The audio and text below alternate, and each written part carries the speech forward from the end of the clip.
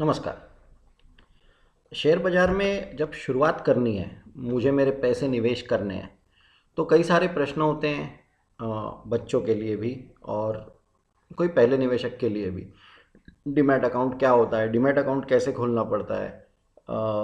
Margin क्या रहती है? क्योंकि आप ब्रोकर के पास जाएंगे तो ब्रोकर सवाल पूछेंगे कि आप कितनी मार्जिन से शुरू करोगे। तो हम बोलेंगे 2000 से स्टार्ट करेंगे, 5000 से स्टार्ट करेंगे, तो अपने को कोई ज़्यादा ध्यान नहीं देता। फिर ऐसे इन्वेस्टर्स किसी को चाहिए नहीं होते हैं कि जो 2000 3000 5000 छोटे इन्वेस्टर्स जो होते हैं। तो ये थोड़ा सा एक होता है छोटे निवेशक के लिए। वैसे ही कई विद्यार्थी हमसे भी बात करते हैं तो कहते हैं कि हमें इक्विटी रिसर्च में जॉब करनी है। अच्छे बच्चे होते हैं, पर आपत्ति ये होती है कि इक्विटी रिसर्च में कोई सीधी सीधी वैकेंसी नहीं आती, और आती भी है तो वो अंदर ही अंदर निकल जाती है।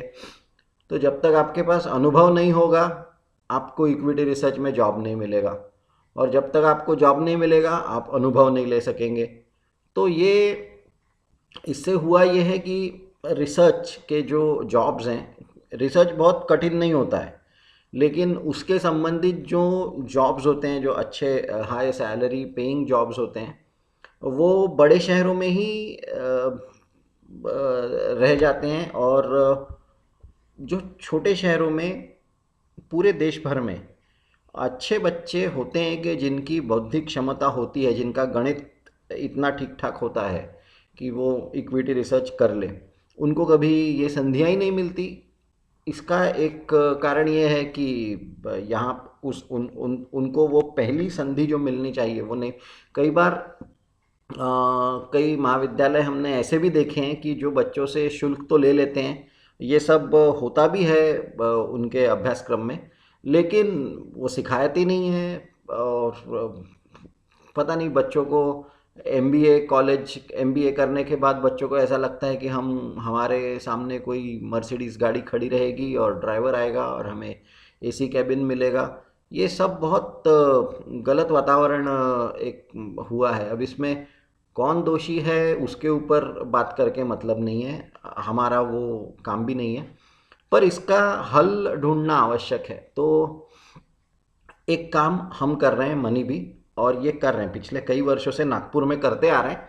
अभी यूट्यूब पर भी इसको बता रहे हैं कि अगर कोई बच्चा या बच्ची कहीं पे भी, अगर वो इक्विटी रिसर्च करना चाहता है या करना चाहती है, तो money B institute private limited में आप केवल ऑनलाइन कोर्स जिसका फ़ी 100 रुपये है, केवल 100 रुपये उसका शुल्क है, और 18 रुपये जीएसटी है, स्टूडेंट स्पेशल है। आप उसके लिए रजिस्टर करें, और उसके बाद आपको कोई भी कंपनी, जैसे अपने कई सारी कंपनीज हैं जो हम ट्रैक करते रहते हैं, पीडीलाइट बोलिए, एमआरएफ बोलिए, अपनी फंडामेंटल एनालिसिस की पूरी श्रृंखला है यूट्यूब पे जो कि निःशुल्क है। तो आप वो पढ़ाई करें। आप ऑफिस में शैलेश सर से या किसी से आपको बात करनी होगी, वो एक एक पूरा है। आप अगर अच्छा रिपोर्ट बनाते हैं, एक रिसर्च रिपोर्ट मनी बी के लिए, तो ये हमारा दायित्व है कि वो आपका रिपोर्ट हम छापेंगे, आपके नाम के साथ छापेंगे, डिस्क्लेमर के साथ छापेंगे, और उसको अपने जितने भी निवेशक हैं, जिन्होंने स्टूडेंट स्पेशल बोलिए, चाहे कैपिटल मार्केट मॉड्यूल बोलिए, जिन्होंने, क्योंकि निवेशकों को इसकी आवश्यकता है, सादे शब्दों में अगर कोई ये करे, पर ये हम करते हैं हमारे जितना हमें चाहिए, पर कई सारी कंपनीज है और कई सारे ऐसे बच्चे हैं जिनकी ये करने की आवश्यकता, जिनकी करने की इच्छा है, पर उनको कहीं संधि नहीं मिलती। तो ये एक हम कर सकते हैं। मैं सभी बच्चों से जो देख रहे हैं, या सभी निवेशक जो देख रहे हैं, जो भी बच्चा या बच्ची पढ़ाई करने के लिए तैयार है, अभ्यास करने के लिए तैयार है, मेहनत करने के लिए तैयार है, मनी बी का सर्टिफिकेट मिलेगा, मनी बी का वर्क एक्सपीरियंस का सर्टिफिकेट मिलेगा, लेकिन गंदा काम नहीं चलेगा। आपको पूरी मेहनत से काम करना पड़ेगा, अच्छा रिपोर्ट बनाना पड़ेगा, जो कि हम अपने इस पे डालेंगे भी स्टूडेंट स्पेशल में। तो ये एक हम कर सकते हैं। और अगर आपको इसके बाद 3 महीने, 6 महीने, 9 महीने, जो भी आप जितने रिपोर्ट्स बनाते हैं वो आपके ऊपर है। हम कम से कम जो काम, और साथ ही साथ एनआईएसएम की कुछ परीक्षाएं भी, आप कोई महंगे कोर्सेस करने की आवश्यकता नहीं है। NISM की 2-4 परीक्षा दे दीजिए और वर्क एक्सपीरियंस अगर आपके पास होगा, आपका काम अच्छा होगा। कंपनियों को अच्छे लोगों की आवश्यकता है, कंपनियों को अच्छे लोगों की आवश्यकता है, लेकिन वो किसी कारण वो होता नहीं है। तो आज का अपना विषय भी यही होगा कि इक्विटी रिसर्च रिपोर्ट बनता कैसे है। अपनी फंडामेंटल एनालिसिस की पूरी श्रृंखला है। जो भी जिसको कुछ भी नहीं आता और जो शुरुआत से पहले से करना चाहता है, उन सभी निवेशकों के लिए भी और उन सभी विद्यार्थियों के लिए भी आज का ये सत्र रहेगा। चलो इसको छोटा कर देते हैं और ये भी एक्सेल उपलब्ध करा दी जाएगी। ये भी एक्सेल, चलो नया वीडियो खोलेंगे, नई Excel sheet, MS Excel video, ये 5 हो जाएगा। ये टेम्प को थोड़ा इधर कर देंगे और इसको Alt+V+Z+C और 200, तो ये बड़ा हो गया। तो ये भी स्टूडेंट स्पेशल में ये वाली भी एक्सेल फाइल आ जाएगी। आपने अगर पहले के वीडियोस देखे हैं, अगर आप page up, control page up और पेज डाउन करेंगे तो आप एक्सेल में शीट्स में शिफ्ट हो सकते हैं। तो जैसा फंडामेंटल एनालिसिस होता क्या है, ये है आपका fundamental analysis, net sales, operating cost, ये वो वीडियोस में है अपने, वही सारा हम कर रहे हैं। तो आज एक साधा रिसर्च रिपोर्ट कैसा बनना है, हमें आपसे क्या अपेक्षा रहेगी, और आपको भी अगर किसी भी कंपनी का निवेश अगर आपको खुद को करना है तो एक अपना है मनी बी मॉडल, हम इसको फॉलो करते हैं। Fundamental analysis, equity research, money B model क्या रहता है, हम 8 प्रश्न पूछते हैं। 3 होते हैं क्वालिटेटिव, 3 होते हैं क्वालिटेटिव और 5 होते हैं क्वांटिटेटिव, अरे सॉरी 5 होते हैं क्वांटिटेटिव। क्वालिटेटिव प्रश्न क्या रहते हैं, ऑल्टो सी, क्वालिटेटिव प्रश्न क्या रहते हैं, सबसे पहला है how old is the company. अगर आपको किसी भी कंपनी में निवेश करना है तो ये सबसे पहला प्रश्न रहना चाहिए कि ये कंपनी को कितने वर्षों का अनुभव है। आपको अगर आपका पैसा लगाना है तो ऐसी कंपनी में लगाएं कि जिन्होंने 10 वर्ष, 20 वर्ष, 30 वर्ष तक अपने पूरे कई सारे बिजनेस साइकिल्स देखे हैं, चढ़ाव उतार देखे हैं, ऊपर नीचे देखा है, और उसके बावजूद जो कंपनी आज भी खड़ी है और जो कंपनी प्रॉफिट कर रही है, उस कंपनी को हम देखेंगे तो कभी भी ज़्यादा अच्छा रहेगा। इसीलिए इसमें एक ऐसा करने में एक थोड़ा सा ये हो जाता है कि IPOs अपने इसमें से थोड़े से दूर हो जाते हैं, पर ठीक है, कम से कम जो नए निवेशक हैं जिनको ज़्यादा कुछ नहीं पता, उन्होंने क्यों IPO में अपना रिस्क लेना चाहिए।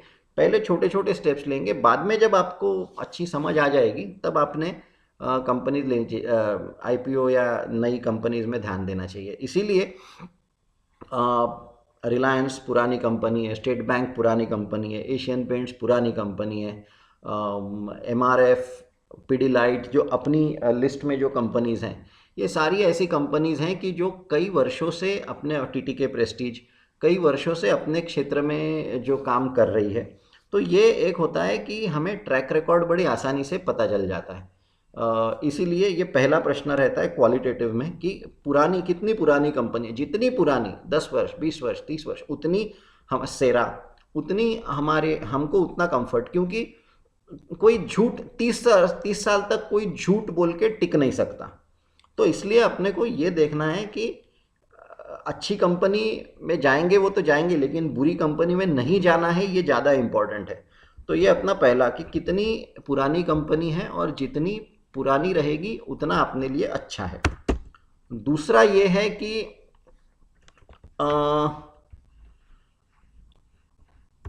Do I understand the business. अब do I understand the business यानी आपको पूरा बिजनेस पूरा समझ में आना ऐसा नहीं है, लेकिन रिलायंस अगर आप देखेंगे तो बहुत कम लोगों को समझ में आएगा कि रिलायंस का वो क्या है, वो ग्रॉस रिफाइनिंग मार्जिन क्या होता है और क्रूड ऑयल कहाँ से आता है और इंपोर्ट क्या होता है और एक्सपोर्ट क्या होता है, और अमेरिका ने सैंक्शन लगा दिए तो ईरान के साथ इंडिया का, अरे अरे अरे अरे, वो बहुत तो अपने को नहीं समझता। हाँ, टीटीके प्रेस्टीज कुकर बेचता है, कुकर हम रोज देखते हैं। पीडीलाइट फेविकॉल बेचता है, हमको पता है। तो do I understand the business का इसका सीधा मतलब ये रहता है कि सिंपल सादे बिजनेसेस में हमने करना चाहिए। जैसे कि अगर आप मुझे बोलेंगे कि एक कोई नया व्यवसाय शुरू करो, तो पानी पूरी का ठेला लगाना आसान है क्योंकि दिखता है कि वो क्या करते हैं। पर आप मुझे बोलेंगे कि एक केमिकल फैक्ट्री डालो, तो वो मेंडलीफ का टेबल ही नहीं पता कि क्या है केमिकल्स में, कौन किसके साथ रिएक्ट करता है, क्या इनर्ट गैसेस हैं। तो इसलिए ऐसे ही इसमें हाथ डालेंगे कि जिसम जो हमें समझ में आता है। अब टीवी पे क्रिकेट भी चलते रहता है और टीवी पे गोल्फ भी चलते रहता है, पर हम गोल्फ नहीं देख मैं गोल्फ नहीं देखूंगा, क्रिकेट देखूंगा, क्योंकि क्रिकेट समझ में आता है। वो गोल्फ में ठीक है, ऐसा नहीं है कि गोल्फ कम गेम है, पर मुझे नहीं समझता, तो खेल तो मैं दोनों ही नहीं सकता हूं। पर कम से कम अगर हाथ डालना ही है तो ऐसे जगह में डालेंगे जो समझ में आता है। तो इसलिए do I understand the business, मोटा मोटी मुझे समझ में आता है क्या सेरा क्या बनाता है, वॉश बेसिन, टाइल, टॉयलेट्स, हाँ समझ में आता है।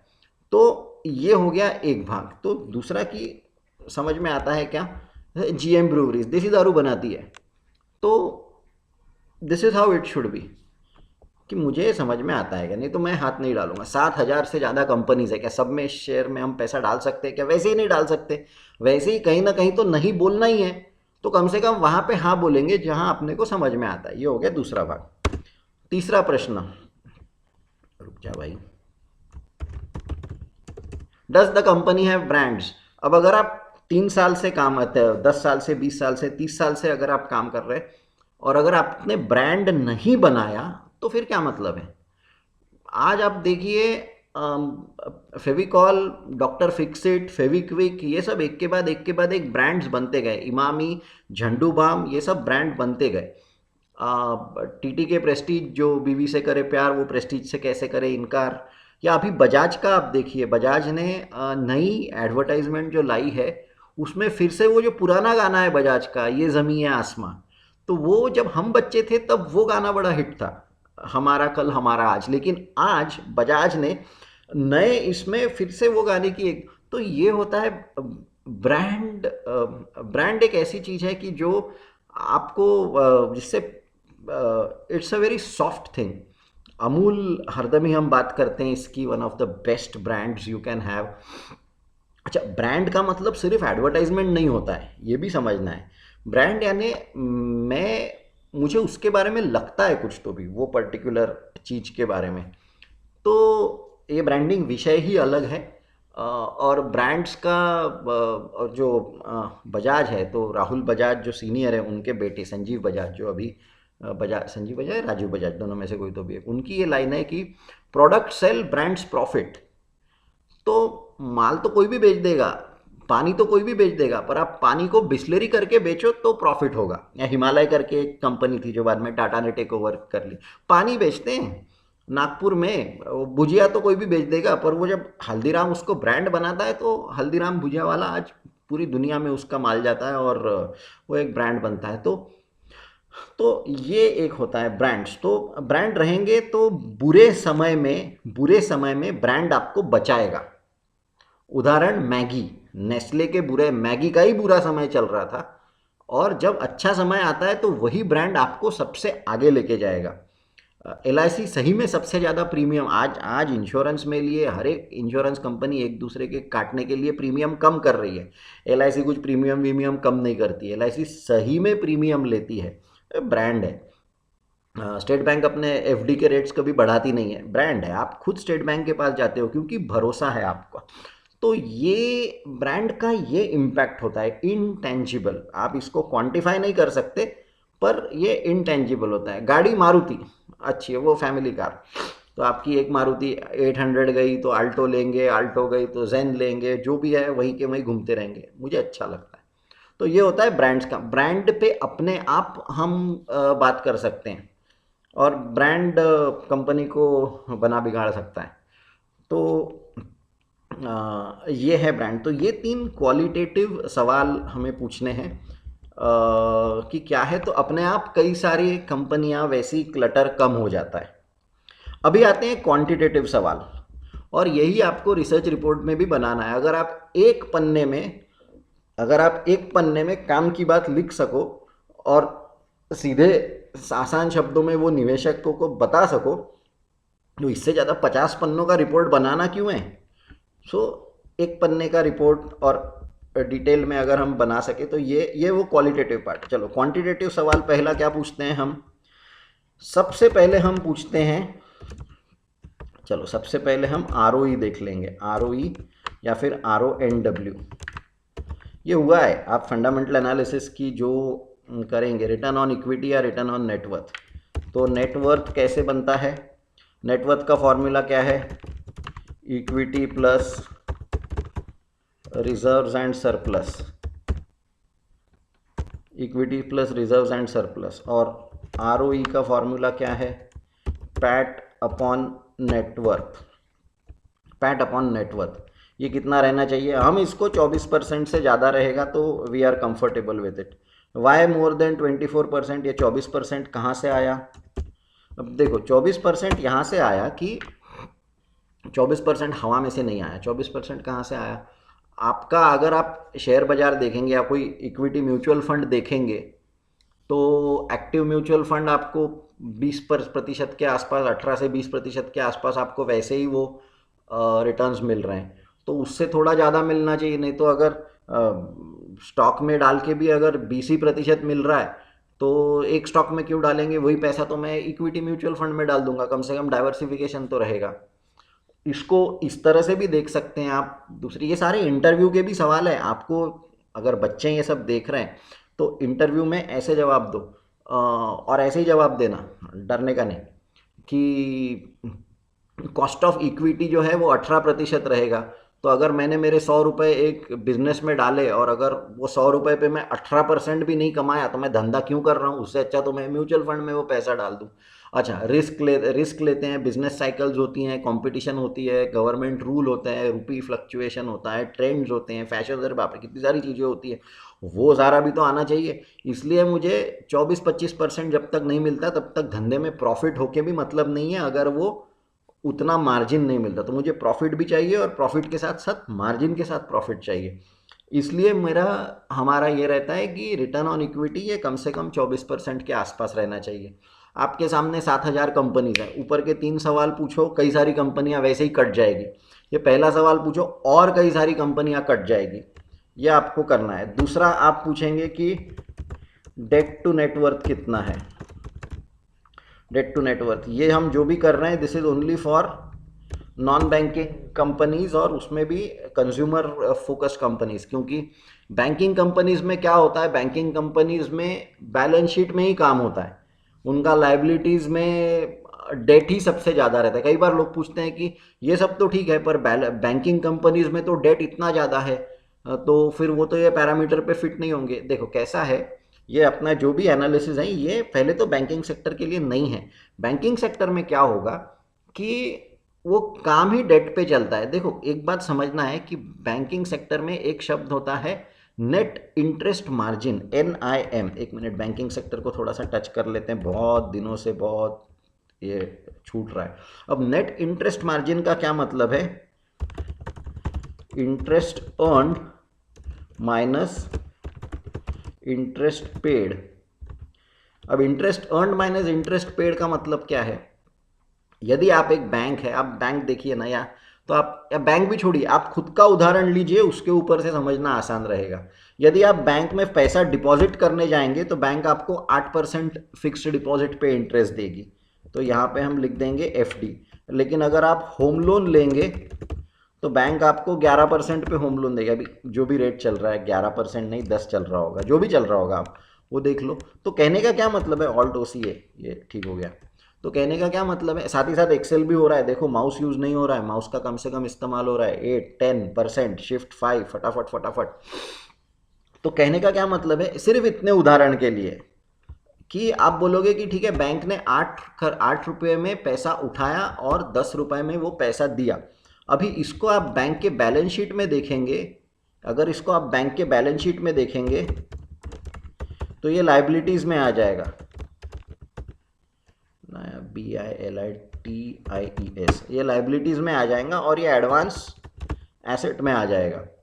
तो ये बैंक की बैलेंस शीट हो गई है। अब ये हाउसिंग लोन जब तक इंटरेस्ट पे करते रहेगा तभी तक ये एफडी का इंटरेस्ट पे होते रहेगा। अगर ये हाउसिंग लोन एनपीए बन गया, नॉन परफॉर्मिंग एसेट, यानी कि अगर इसने डिफॉल्ट कर दिया तो ये एफडी का भी आपको प्रिंसिपल यानी इंटरेस्ट में प्रॉब्लम आएगा। तो इसलिए बैंक में एनपीए जितने कम रहेंगे उतना अच्छा। तो आप बैंक में क्या देखेंगे, आप बैंक में देखेंगे एनपीए कम से कम रहना चाहिए। आप बैंक में एक वर्ड देखेंगे कासा, कासा यानी करंट अकाउंट, सेविंग अकाउंट।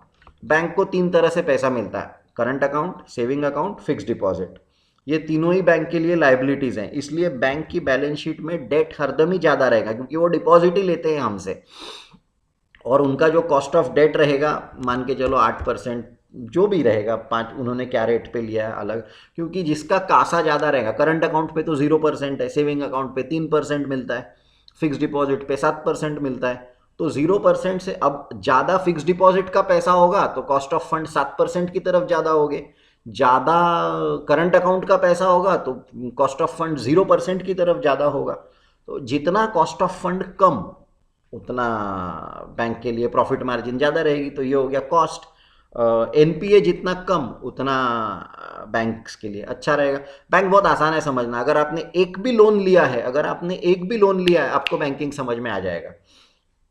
तो ये होता है। हाँ, तो coming back to our discussion की, तो डेट टू नेट, इसलिए बैंक्स का डेट टू नेटवर्थ ये ज़्यादा ही रहने वाला है क्योंकि पूरा डेट क्या होता है, profit plus equity plus reserve and surplus.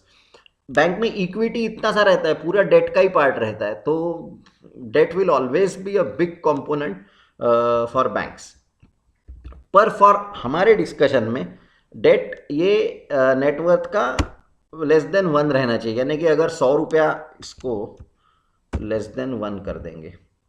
Less than 1 यानी क्या है कि अगर आपका नेटवर्थ 100 रुपये का है तो डेट 100 से कम रहना चाहिए, यानी धंधा खुद के पैसे पे करो। बैंक्स में ऐसा नहीं होता है। क्यों नहीं होता है उसका कारण हमने देखा है, इंटरव्यू में ये जवाब दे दो, जॉब आपका, और प्लस रिसर्च रिपोर्ट्स भी अच्छे बनाएंगे हम। तो अच्छा, इसके फंडामेंटल एनालिसिस के हमने उदाहरण देखे हैं। अभी लेटेस्ट है जेट, एक ऐसी भी कंपनी है, मैं नाम नहीं लूँगा क्योंकि अभी तक वो डूबी नहीं है, पर उसी कगार में है, इसलिए अगर आप या आपको ढूंढना पड़ेगा कि जिसका डेट बहुत ज़्यादा है, जो कंज्यूमर फेसिंग कंपनी है, retail types, consumer retail chain types एक कंपनी है जिसका डेट बहुत ज़्यादा है अपने, और उसका प्रॉफिट भी कुछ बहुत खास नहीं है। तो अभी अगर आपके पास ऐसी कोई कंपनी है जो रिटेल चेन टाइप्स होगी तो थोड़ा सा ध्यान दो। कोई भी कंपनी जिसमें नेटवर्थ से ज़्यादा डेट है, राह मत देखो कि वो मेरा भाव आएगा फिर हम उसमें से निकलेंगे। डेट मोर देन नेटवर्थ, आप टाटा बोल के निकल जाओ, जो पैसा मिल गया, नहीं तो फिर उसके जैसा होगा आपका, ये जेट के जैसा। अमेरिका में शटडाउन चल रहा है, क्यों चल रहा है अमेरिका में shutdown? Debt, very high debt. So ये हो गया सेकंड पार्ट। ये दोनों में ही अगर आप करेंगे तो कई सारे आपके कंपनियां वैसे ही छट जाएंगी, बहुत कम कंपनीज बचेंगी। Third is your sales growth, third is your sales growth. We want sales growth greater than 15%। Why greater than 15%? क्योंकि इंडिया का जीडीपी मान के चलिए 7% से चल रहा है, इंडिया का रियल जीडीपी। अगर इंडिया का रियल जीडीपी ग्रोथ, अगर इंडिया का रियल जीडीपी ग्रोथ 7% से ज़्यादा है तो उसमें इन्फ्लेशन आप अगर और 7% ऐड कर देंगे तो टोटल नॉमिनल, ये सब इंटरव्यू क्वेश्चंस भी हैं बच्चों के लिए, ऐसे सब जवाब दो, आपको कोई भी कंपनी रिसर्च के लिए कंसिडर करेगी, और वर्क का सर्टिफिकेट रहा तो और भी अच्छा, और इन्वेस्टर्स के लिए भी। तो अगर आप इन दोनों को ऐड करेंगे तो 14% हो जाएगा। एक्सेल का भी हाथ बैठा लो तो 14। तो अगर आपकी जीडीपी, यानी अगर आपका देश पूरा का पूरा, अर्थव्यवस्था पूरी की पूरा 14% से बढ़ रही है एवरेज, तो इसका मतलब है कुछ कंपनियां होंगी जो 14 से ज़्यादा बढ़ रही होगी और कुछ कंपनियां होगी जो 14 से कम बढ़ रही होगी, तभी तो उसका सरासरी एवरेज है 14% आएगा। अब हम उसमें अगर लेस देन एवरेज वाली कंपनी पकड़ेंगे तो कैसे चलेगा? So therefore sales growth should be minimum 15%, क्योंकि जीडीपी ग्रोथ है। आई मीन इतना सोपा है, it's as simple as that. चौथा है पैट ग्रोथ। आपकी कंपनी सेल्स तो बहुत अच्छा कर रही है लेकिन प्रॉफिट आ ही नहीं रहा है। क्यों नहीं आ रहा है? अब ये एक्चुअली 15% से ज़्यादा रहना चाहिए, पर हम 15% ही पकड़ते हैं इसको। पर ये जितना, क्योंकि पैट ये सेल्स से कम रहेगा, क्योंकि बेस छोटा है और छोटा बेस रहेगा इसलिए ग्रोथ एक्चुअली ज़्यादा रह सकती है। और अगर बड़ी कंपनी रही तो कॉस्ट का साइज़ का भी बेनिफिट मिलता है, और साइज़ का बेनिफिट मिलने की वजह से भी कॉस्ट कम हो सकते हैं। पर ठीक है, सबसे इम्पॉर्टेंट ये दो सवाल होते हैं, सबसे इम्पॉर्टेंट ये दो सवाल होते हैं, 3 क्वालिटेटिव और ये 2 क्वांटिटेटिव। और फिर we want sales growth to be high, we want PAT growth to be high. फिर पांचवा हो जाता है पीईजी। ये अगर लेस देन 1 रहा तो लेस देन 1 ये थियोरटिकल है। आप अपना फंडामेंटल एनालिसिस का एक्सेल का सॉरी निफ्टी का पी रेशियो का जो वीडियो है 2-3 सीरीज में, उसमें आप ये पीईजी का कैलकुलेशन दिख जाएगा आपको। इंडिया में पीईजी लेस देन 1 आपको शायद ही मिलेगा। अच्छी कंपनी, जो कंपनी का डेट नहीं है, जो कंपनी का डेट नहीं है, जो कंपनी का आरओई अच्छा है, जो कंपनी का सेल्स ग्रोथ अच्छा है, जो कंपनी का पैट ग्रोथ है, उसका पीईजी लेस देन 1 मिलना बहुत भाग्य की बात रहेगी अगर कभी आपको ऐसा मिलता है। और अगर मिलता है तो बिंदास ले लेना चाहिए शेयर वो उस टाइम पे। तो ये पूरी सारी पढ़ाई अगर हम करेंगे तो ये बस इतना ही है, इक्विटी रिसर्च, इससे ज़्यादा कुछ भी नहीं है। तो जो भी विद्यार्थी ये करना चाहते हैं वो अब डेफिनेटली शैलेश सर का नंबर लिख लेंगे। शैलेश सर का नंबर लिख लीजिए, आप शैलेश सर से बात कर लीजिए। स्टूडेंट स्पेशल के लिए आपको मनी बी के वेबसाइट पे जाना होगा। यहाँ पे स्टूडेंट स्पेशल लिखा है राइट में। आप यहाँ पे शैलेश सर का नंबर भी दिया हुआ है 8600043130। स्टूडेंट स्पेशल में आपको थोड़े से कुछ डिटेल्स भरने हैं। आप देख सकते हो फीस 118 रुपये, उसमें प्लस जीएसटी है, इंट्रोडक्शन टू कैपिटल मार्केट। अगर आप ये करेंगे तो आपको इक्विटी रिसर्च का जो भी है वो शैलेश सर आपको और डिटेल में समझा देंगे।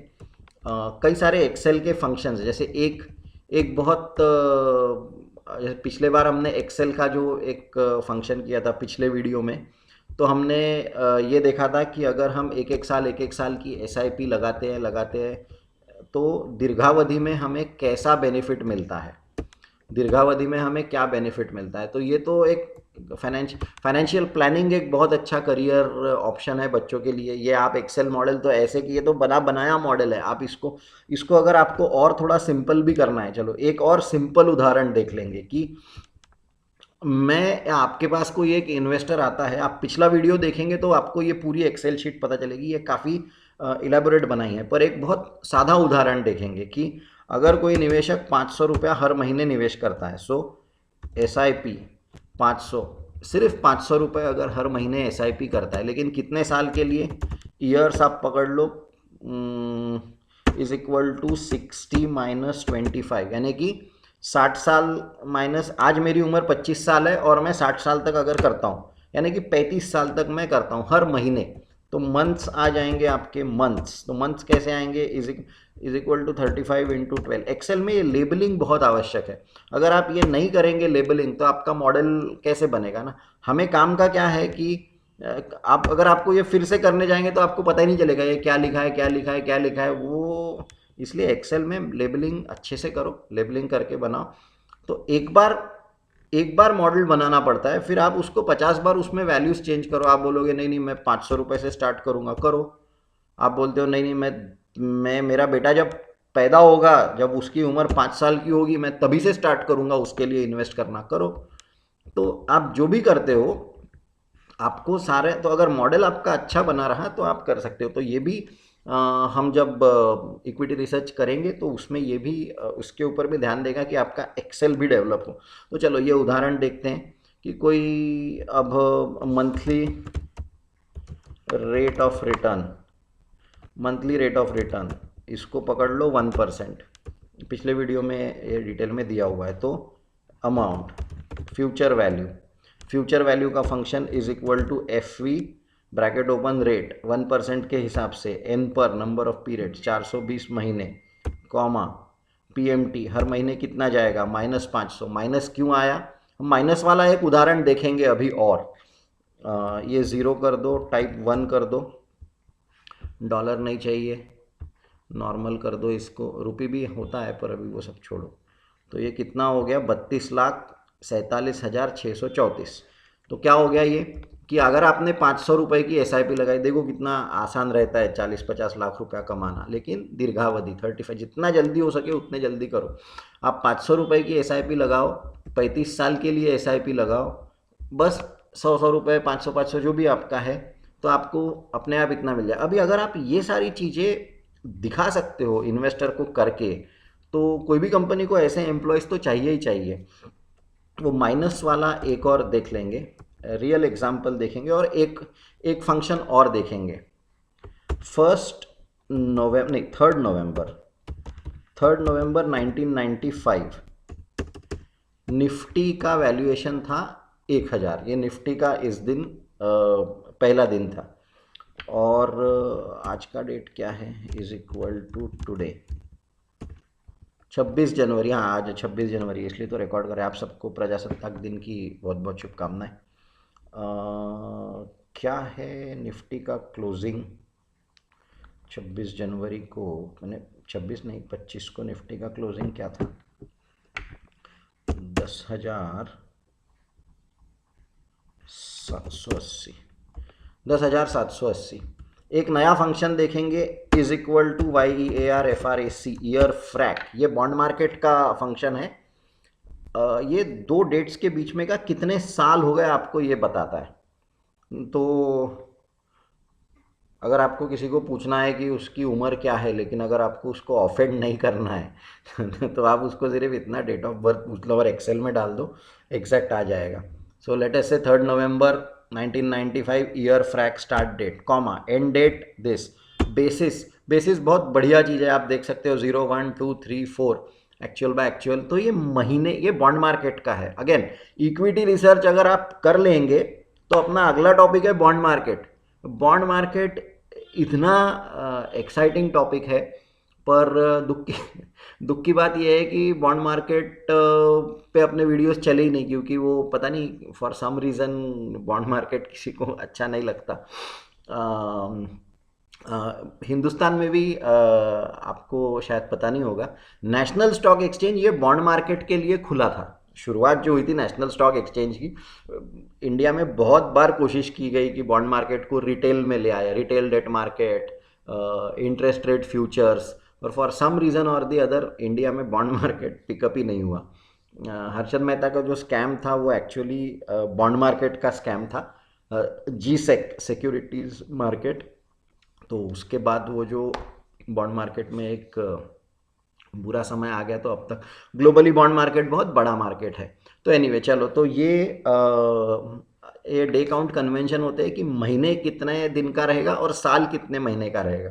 तो 30/360 का मतलब जो ये यहाँ पे दिख रहा है आपको, 30/360 का मतलब महीना 30 डेज का महीना, तो फरवरी भी 30 डे का माना जाएगा, और साल फिर 360 डे का, या फिर एक्चुअल बाय एक्चुअल। ये इतने सारे यूरोपियन दोनों को, यूरोपियंस को कुछ कुछ अमेरिकन चीज़ें वो हरदम ही एक दूसरे से झगड़ते ही रहते, एक दूसरे को नीचे ही दिखाता रहते हैं।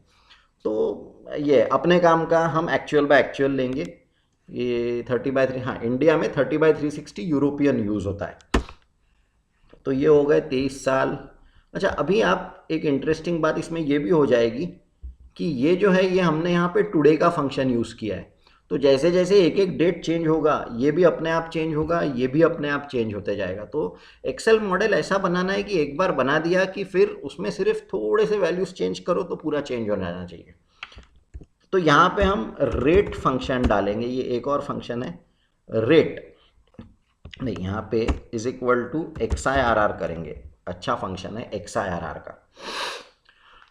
XIRR यानी अब XIRR ऐसा फाइनेंस में कुछ नहीं है, फाइनेंस में IRR होता है, पर वो एक्सेल में XIRR देना है। अभी आप यहाँ पे ध्यान दीजिए, अगर आप ये वैल्यूज़ वो पूछ रहा है वैल्यूज़ क्या है, तो हमने वैल्यूज़ को सिलेक्ट कर दिया कि ये वैल्यूज़ हैं। IRR यानी कितना रेट ऑफ रिटर्न है वो निकालते हैं। अभी IRR के ऊपर कभी और एक पूरा बड़ा वीडियो और एक्सेल IRR पे बन जाएगी। और शिवानी मैडम का एक बहुत अच्छा वीडियो है, इंश्योरेंस इज़ नॉट इन्वेस्टमेंट, वो देखिए, उसमें आपको पता चलेगा कि IRR क्या होता है। क्योंकि आप इंश्योरेंस में कुछ कुछ पैसा पे करते जाते हो मनी बैक पॉलिसी में, और फिर कुछ कुछ बीच बीच में 5-5 साल बाद कुछ पैसा मिलता भी है मनी बैक में। तो प्रीमियम पे होता है तो वो कैश आउटफ्लो है, और मनी बैक होता है तो वो कैश इनफ्लो है। तो ये दोनों का और वो 25 साल के लिए होती है पॉलिसी, 30 साल के लिए पॉलिसी। तो हम लोग खरीद लेते हैं क्योंकि हमको फाइनेंस का मैथमेटिक्स समझता नहीं, वो पॉलिसी बहुत अच्छी नहीं होती है रिटर्न्स के हिसाब से। तो वही मैडम का वीडियो है, insurance is not equal to investment, तो वो जरूर देखिए, तो उसमें ये आपको कंसेप्ट समझ में आएगा। यहाँ पे देखिए, अभी ये आंसर नहीं आएगा अपना, वो क्योंकि एक माइनस रहना चाहिए इनफ्लो आउट। आप 1000 रुपये अगर डाले रहते इस समय पे, तभी तो आज उसका 10,000 का वैल्यूएशन हुआ रहता। तो अगर आप एक कोई भी आंसर माइनस कर देंगे तो आपका आंसर आ जाएगा कि ये है मार्केट का इतना रिटर्न। तो अब इसका क्या मतलब होगा कि आपने 1000 डाला, एक्सेल को एक आउटफ्लो इनफ्लो की आवश्यकता होती है, आप किसी को भी एक को भी माइनस कर दो। समझो, लेट अस से जस्ट फॉर अंडरस्टैंडिंग इसको प्लस कर दो और इसको माइनस कर देंगे हम, तो भी आंसर वही आया कि कैश फ्लो है।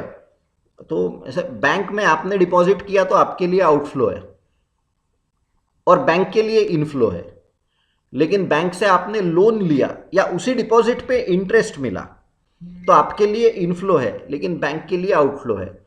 लोन बैंक ने एक लमसम आपको दिया, बैंक के लिए आउटफ्लो, आपके लिए इनफ्लो। लेकिन आप EMI पे करते हो, बैंक के लिए इनफ्लो, आपके लिए आउटफ्लो। तो प्लस माइनस ये होना ही है, नहीं तो नहीं होगा। ये सब इंटरव्यू में इस तरह से जवाब दो, कंसेप्ट क्लैरिटी के साथ।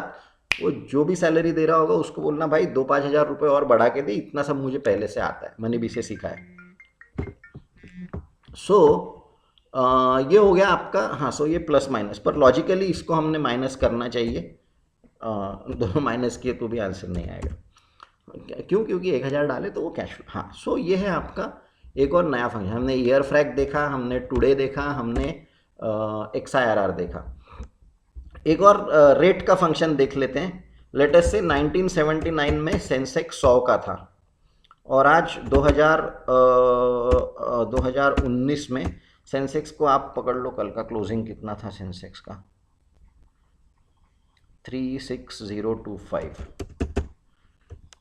तो अभी यहाँ पे सिंपल माइनस करना है, यहाँ पे ईयर फ्रैक वगैरह कुछ नहीं, तो 40 साल हो गए इज इक्वल टू रेट। यहाँ पे भी हम देखेंगे एन पर इज 40, PMT नहीं है 0। अब यहाँ पे इसको माइनस नहीं करेंगे, फिर से वही लॉजिक, माइनस नहीं कर रहे हैं, ये माइनस नहीं किया, ये दोनों प्लस हो गए, आंसर नहीं आएगा। आप यहाँ पे इसको माइनस कर दो या ऊपर 100 के आगे माइनस लिख सकते हो, तो आंसर आ जाएगा 16%। तो कहने का क्या मतलब है कि ये आपके फंक्शंस हैं अलग अलग इतने सारे।